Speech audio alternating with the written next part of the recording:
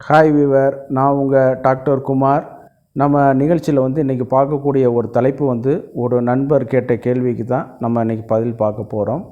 சுய இன்பம் ஒருவர் எத்தனை நாளைக்கு செய்யலாம், எத்தனை தடவை செய்யலாம் அப்படிங்கிறது தான் நம்ம கேட்ட கேள்வி. இந்த கேள்விக்கான பதில் ஏற்கனவே முன் சொன்ன சில வீடியோக்களோட இடைப்பகுதியில் கொடுக்கப்பட்டிருக்கும். அது இல்லாமல் இன்றைக்கி ஒரு தனியாக ஒரு வீடியோவுக்காக, ஒரு கிளாரிஃபிகேஷன் வீடியோவுக்காக அது பண்ணி கொடுத்துட்ருக்கோம்.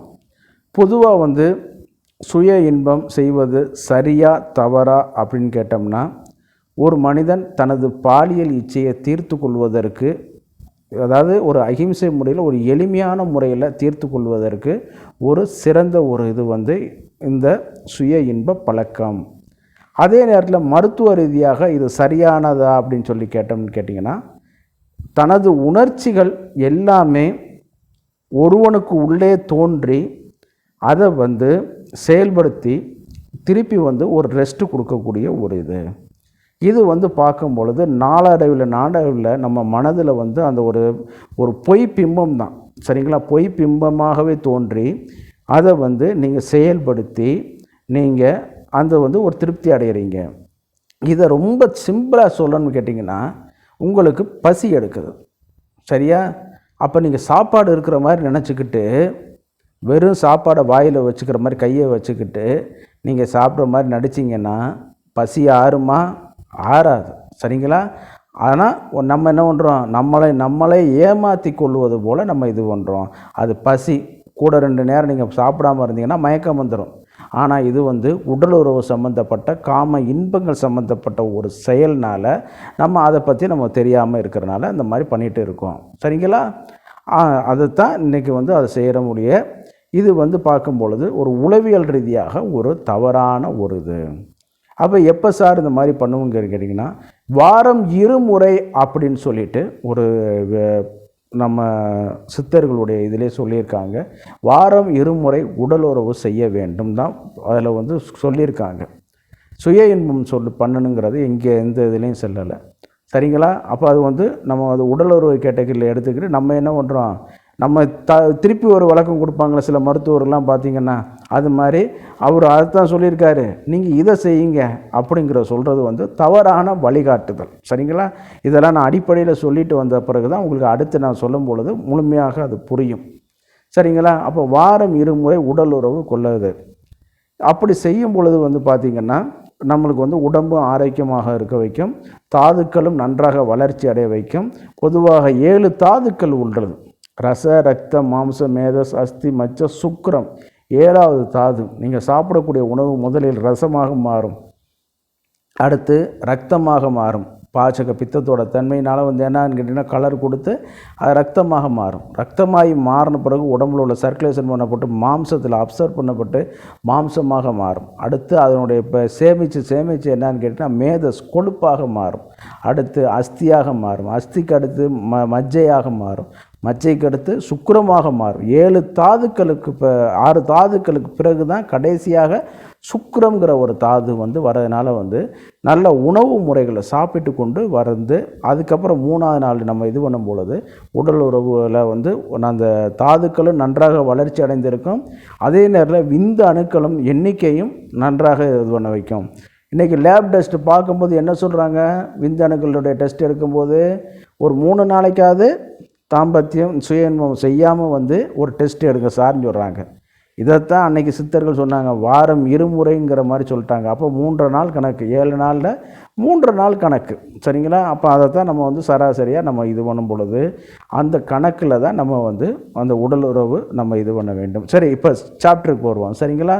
இந்த சுய இன்பம் இது பண்ணும் பொழுது பொதுவாக இந்த இடத்துல லாஜிக்காக நம்ம திங்க் பண்ணாமல் ஒரு தத்துவார்த்தமாக ஒரு ப்ராக்டிக்கலாக நம்ம திங்க் பண்ணணும். மனிதன் ஒரு சமுதாய விலங்கு. எல்லா மனிதர்களுக்கும் எல்லா வாய்ப்புகளும் எல்லா நேரத்திலும் கிடைப்பது கிடையாது. ஒருவனுக்கு பார்த்திங்கன்னா மிக விரைவாகவே படிப்பை முடிச்சிருவான், வேலை முக்கியம் கிடச்சிரும், திருமணம் ஆகிரும். சிலவன் பார்த்திங்கன்னு கேட்டிங்கன்னா குறிப்பிட்ட வயது வரைக்கும் போராடி கொண்டே இருப்பான், படிச்சிருப்பார், வேலை கிடைக்காது. சிலவங்களுக்கு பார்த்திங்கன்னா வேலை கிடச்சிருக்கும், திருமணம் ஆகியிருக்காது. இப்படியான பல்வேறு கட்டங்களில் வந்து அப்போ ஒவ்வொரு மனிதனும் போராடிட்டே இருக்கிறனால வந்து மனிதன் வந்து ஒரு சமுதாய விலங்கு. அதுக்காக நீங்கள் சாப்பிடாமல் இருக்கிறனால பசி எடுக்காதுன்னு நம்ம சொல்ல முடியாது இல்லையா? அப்படி வரும்பொழுது வந்து பார்க்கும்போது ஒரு மனிதன் வந்து தன்னை ஆற்றுப்படுத்தி கொள்வதற்காக ஒரு தெரப்பி தான் இந்த ஒரு சுய இன்பம். ஏன்னு கேட்டிங்கன்னா வேறு எதனா தவறான வழிகளில் போய்கொண்டு இது பண்ணும் பொழுது வேறு இன்ஃபெக்ஷன், தொற்று வியாதிகள், அதே நேரத்தில் சில சட்ட ரீதியான சிக்கல்கள் இவற்றை எல்லாம் சந்திப்பதற்கு பதிலாக தன்னைக்கு ஒரு திருப்தி, ஒரு ஆறுதல் படுத்தக்கூடியது, பிறருக்கு பிரச்சனை இல்லாத ஒரு இது பார்க்கும் பொழுது இந்த சுய இன்பம் செய்து கொண்டு பேசாமல் வீட்டிலேயே ஓய்வு எடுத்துக்கொண்டு தனது வேலையை, படிப்பு, தொழில்களில் கான்சன்ட்ரேட் செய்து கொள்வது. சரிங்களா?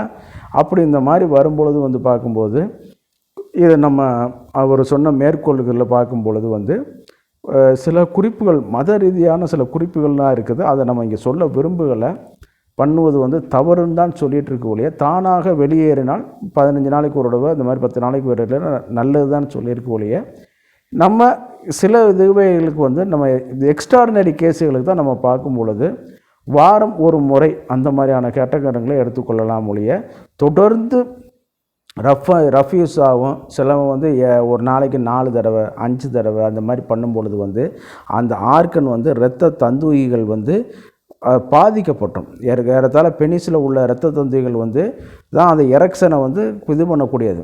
நீங்கள் கையில் உள்ள வலிமைங்கிறது வேறு, பெண்குறியில் உள்ள யோனி திசுக்கள்ங்கிறது வேறு. சரிங்களா?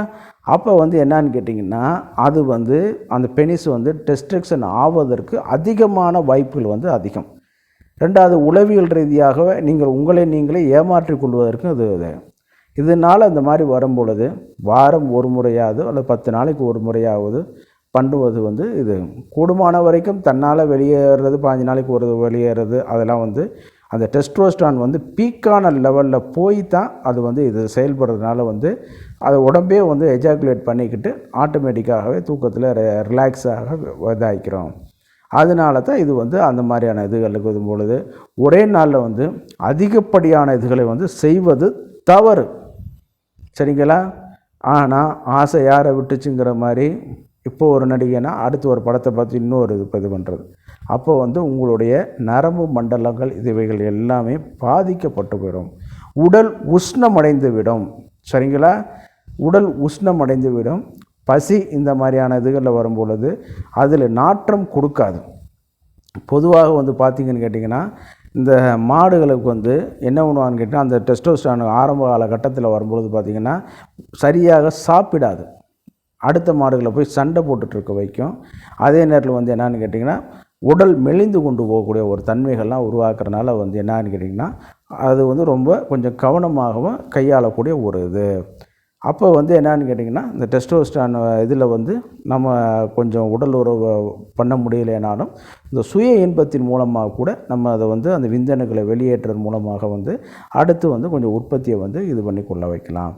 சரிங்களா? கூடுமான வரைக்கும் திருமணம் செய்து கொள்வது வந்து இயல்பாக உள்ளது, சால சிறந்தது, ப்ராக்டிக்கலாக அட்வைஸபுள்ளது. ஆனால் எல்லாருக்கும் எல்லா வாய்ப்புகளும் எப்பொழுதும் கிடைத்து விடாது. சரிங்களா?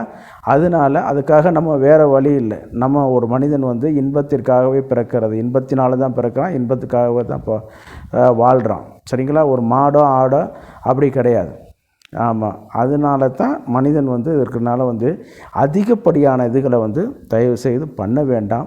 அது பின்னாளில் ஆண்குறி பாதிப்புக்கும் நம்மளுடைய மனநிலை சம்பந்தப்பட்ட பாதிப்பிற்கும் வழிவகுத்து விடும். அப்படின்னால ஓரளவு ஒரு டைம் இந்த மாதிரி பண்ணுற மாதிரி பண்ணிவிட்டு அதுக்கப்புறம் யோகா, தியானம், உடற்பயிற்சிகள் மூலமாக வந்து உங்களுடைய எண்ணங்களை வந்து கொஞ்சம் கட்டுப்படுத்தி கொண்டு நீங்கள் வந்து தொழில்கள், படிப்பு, வேலை வாய்ப்புகள் இவற்றில் வந்து நீங்கள் கான்சன்ட்ரேட் பண்ணுமாறு இது பண்ணலாம். இந்த பழக்கத்தில் இருந்து கொஞ்சம் கொஞ்சமாக கிராஜுவலாக நீங்கள் குறைச்சி கொண்டு வரலாம். நிகழ்ச்சியோட இறுதி பகுதிக்கு வந்துட்டோம். பொதுவாக வந்து எதுனாலும் எந்த ஒரு பழக்கம்னாலும் தப்பு இல்லை. வரம்பு மீறி வரையறைக்கு மீறி செல்லும் பொழுது தான் அது தவறுதலாக இருக்கக்கூடியதுனால வந்து அது வந்து தவறு கிடையாது. அளவோடு இருக்கிறது வந்து சால சிறந்தது. நிகழ்ச்சியோட இறுதி பதிக்கு வந்துட்டோம். நான் உங்கள் டாக்டர் குமார். இந்த நிகழ்ச்சி உங்களுக்கு பிடிச்சிருந்துச்சுன்னா லைக் பண்ணுங்கள். மற்றவர்களுக்கும் உதவியாக இருக்குன்னு கேட்டிங்கன்னா ஷேர் பண்ணுங்கள். மறந்துடாமல் சப்ஸ்கிரைப் பண்ணி எங்களுக்கு ஹெல்ப் பண்ணுமாறு மிக பணிவோடு கேட்டுக்கொள்கிறேன். நன்றி, வணக்கம்.